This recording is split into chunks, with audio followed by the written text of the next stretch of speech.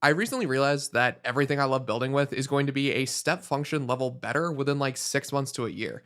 I didn't really plan for this, but it just kind of happened that the things that I love building with are all getting substantially better, and I wanted to talk about what those are. The core pieces I love building with these days are SvelteKit, Effect, and TypeScript, obviously, and each of these is about to get some really crazy new stuff. Starting with Svelte, the like beating heart of the things that I'm building, it's what runs both the front end and back end.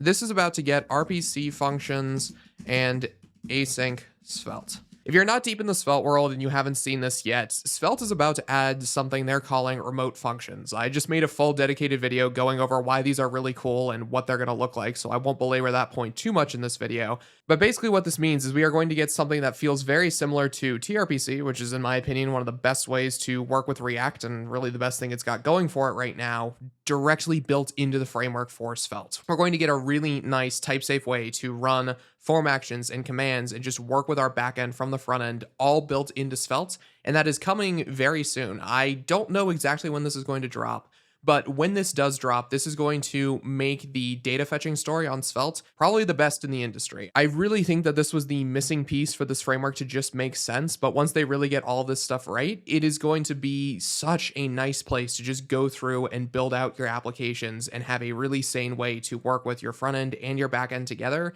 in one nice piece. They've already been working really hard to make this framework better in the last couple years or so. It has been changing a lot, admittedly, but hopefully that will calm down a little bit once RPC functions and async Svelte comes out. It'll stabilize for a bit. Last fall, we got runes, which are their new primitives for working with state. We went from managing our state with just these kind of basically magic JavaScript variables, which had a lot of footguns attached to them, to this really nice, powerful, explicit signal-based state system of the new runes. So our let count equals 0 is now let count equals state 0. Again, I have other videos on this. A lot of other people have a lot of videos on this, on how this now works. It made the framework way better. We're now getting a really sane and beautiful way to handle our front end and back end communication. This core piece and primitive for building applications is going to be incredible. The next piece we're getting is Effect 4.0. Effect is already in a very good spot, but it does have a lot of issues, especially when you're doing stuff on the client because it's really, really heavyweight. Right now, Effect has something called Micro, which is basically, it takes the core fundamental APIs of Effect and puts them in a much lighter weight alternative to the standard Effect module. It's super beneficial for places where you need to reduce bundle size, and it makes the whole system and effectively language, because Effect is a language, much lighter to use. And 4.0 is going to improve this even more. I don't know the full details on this, but I know that effectively Micro is becoming the entire thing. So now all of it will be way lighter weight. It'll be more performant, more dialed in, and it's just going to take what is one of, if not probably the best way to build type-safe TypeScript applications that actually handle errors correctly, actually can compose themselves well. It's going to take that and just make it better. And the last piece in here is TS Go, the TypeScript rewrite in Go, which is going to take the TypeScript server, which admittedly has a lot of performance issues when you get into any bigger code base. I have worked with many code bases in my day where it is a bigger Next.js app with a bunch of tRPC stuff in there, and it chugs. Even when you just get to the point where you have maybe like 100 API routes or something, and you've got like 30 pages and a bunch of complex stuff in there, the LSP chugs to the point where it's borderline unusable. Your tab complete takes way too long to pop in. And I'm not even talking about a super big application. I cannot imagine what it's like to work with like an enormous multi-100,000 line code base of TypeScript. It is hellish right now. And they are taking this language, which is the best way to use JavaScript at this point, and they're going to make it way more performant and much more usable. And with all these pieces together, I didn't plan for this, but it's just going to end up being a really great way to build applications. We're getting a really good language here, which is going to get so much more performant to work with in dev. We're getting Effect 4.0, which means that I can run Effect on the client and on the server, get all the benefits of it, and not completely destroy my bundle size.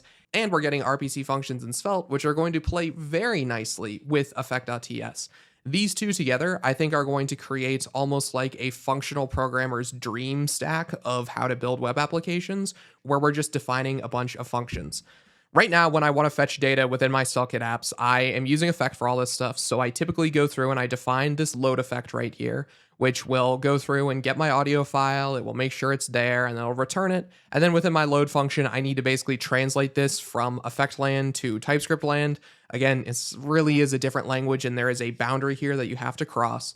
But we define all this stuff, and then within my page.svelte, I can use the data that we got from our load effect here. But now with Svelte RPC, what we're going to be able to do is basically just take all of the effect code in there on the back end, and then have this like get likes query. You can imagine this would be like get audio files query, similar to what I just showed. We would do all of our effect logic in here, run the promise, do our error handling, return that, and then on the client, we just do await get likes of the thing. We can now just define a bunch of functions on our back end, consume them on our front end, define a bunch of functions on our front end, which will then call the functions on the back end. And you get this really nice, clean way of working with all this stuff together. And a lot of the issues that both SvelteKit and Effect admittedly have right now, where the LSP performance can get really shitty. Because if you look at any effect code, there is crazy type definition stuff happening in here.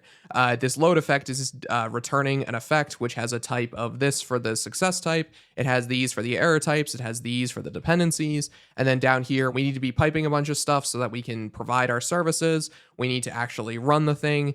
There's so much crazy TypeScript going on in here to where if you really scale this up super far, it would get really laggy and slow, and you would start to lose some of those type safety benefits because it would take so damn long for the LSP to compute it. With TSGo, that's just no longer going to be a problem. I haven't done a tutorial or anything like that in quite a while, and I don't really plan to for a while here. I think the next thing I really want to do in that realm is going to be towards the end of this year. I want to do something breaking down how to use these pieces together. Obviously, there's other parts of the stack.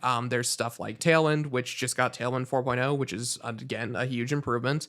Infrastructure side, I have been getting really deep into Cloudflare. I'm going to make a video about that soon. But Vercel just shipped a bunch of stuff that is going to actually make it a very compelling way to run and handle all this stuff. Before, it was kind of just a meme of you use Vercel until it gets too expensive and then you switch over to Cloudflare, but they are fixing the way their pricing works so that you're only billed for active CPU time, which is incredibly important in the AI world. If you want a very deep breakdown on how all this stuff works, Theo made an awesome video about this, which is already live. I'm not going to get deep into it here, but now we're going to be able to use something like Vercel, which has much more powerful compute than Cloudflare does, with this stack in a really nice way. I'm very happy with it. The data layer right now for me is very much Redis. I'm not sure if that's going to stick and last. I've been enjoying it a ton. We'll see how all that stuff works. But yeah, all this stuff is getting way better. If you want technologies to kind of quote unquote invest in and start playing with now, I highly recommend both of these. I think that these are both pretty slept on right now. Effect is starting to kind of have a moment. I'm starting to see more and more mentions of this in the circles I run in, which is admittedly like the heart of the SF tech bubble right now. But it's getting more popular there, which means it's probably going to start bleeding into the mainstream over time. SvelteKit is also just getting better and better. They were really just slowly making it better over years, and then just in the last year, they've just really pushed it hard with the runes update and now the RPC functions. Big changes that will hopefully stabilize into a great web framework. And yeah, if you want to see more stuff about all of these technologies, I will have a lot more videos about them in the future. If you enjoyed this, make sure you like and subscribe, and yeah.